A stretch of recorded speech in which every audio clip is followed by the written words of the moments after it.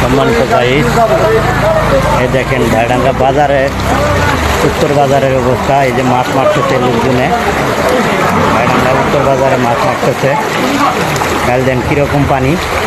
ভাইডাঙ্গা বাজারের ভিতরে যদি মাছ পাওয়া যায়, এই দেখেন বাজারের সাডার মাডার, বিশ্বাস না হলে এই সাডার মাডার দেখেন, এই সাডার দেখেন, আরও দেখাচ্ছি আপনাদের।